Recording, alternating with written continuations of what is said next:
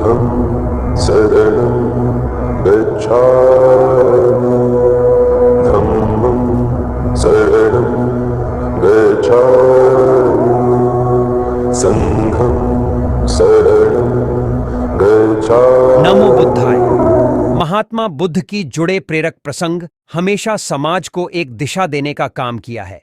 इस वीडियो में हम महात्मा बुद्ध से जुड़े इसी तरह के एक प्रसंग की चर्चा करेंगे जो आपके जीवन की दिशा को बदल देगा। वैसे अभी तक आपने हमारे चैनल बुद्धिस्ट वर्ल्ड को सब्सक्राइब नहीं किया है तो अवश्य कर ले, जिससे बुद्ध से जुड़े प्रेरक प्रसंग आपको बराबर सुनने को मिलते रहें। एक बार की बात है कि महात्मा बुद्ध भगवान एक गांव में उपदेश दे रहे थे। उन्होंने कहा कि हर किसी को धरती माता की तरह सहनशील तथा क्षमाशील होना चाहिए। क्रोध ऐसी आग है जिसमें क्रोध करने वाला दूसरों को जलाएगा तथा खुद भी जल जाएगा। सभा में सभी शांति से बुद्ध की वाणी सुन रहे थे, लेकिन वहां स्वभाव से ही अतिक्रोधी एक ऐसा व्यक्ति भी बैठा हुआ था जिसे ये सारी बातें बेतुकी लग रही थीं। वह कुछ देर ये सब सुनता रहा, फिर अचानक ही आग बबूला होकर बोलने लगा, तुम पाखंडी हो, बड़ी बड़ी बातें करना यही तुम्हारा काम है। तुम लोगों को भ्रमित कर रहे हो। तुम्हारी ये बातें आज के समय में कोई मायने नहीं रखती। उपस्थित शिष्य उसकी बात से नाराज हो उठे, लेकिन बुद्ध ने उन्हें इशारों से शांत रहने को कहा। ऐसे कई कटु वचनों को सुनकर भी महात्मा बुद्ध शांत रहे।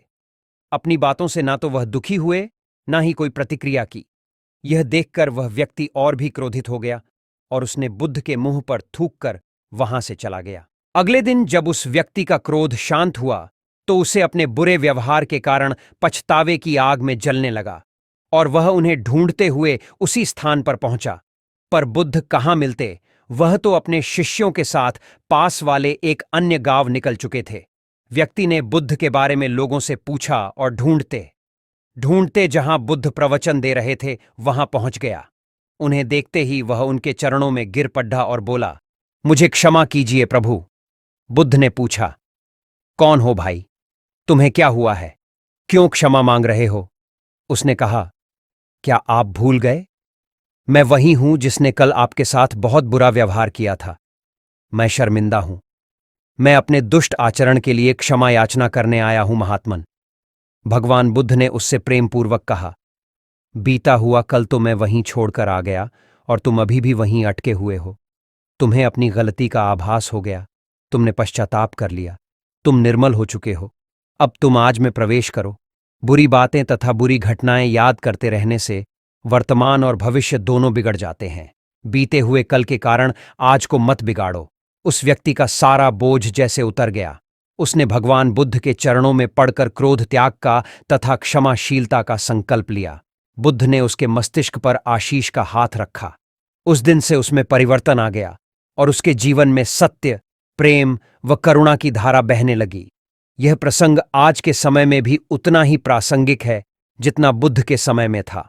आज भी हम कई बार अपने अतीत के गलती को सोचकर बार बार दुखी और खुद को कोसते हैं। ऐसा करने से हम अपने वर्तमान व भविष्य दोनों के साथ खिलवाड़ करते हैं। हाँ, अगर गलती का बोध हो जाए तो उसे फिर कभी न करने का अवश्य संकल्प लेना चाहिए। फिर मिलते हैं बुद्ध से जुड़े नए प्रसंग के साथ। नमो बुद्धाय।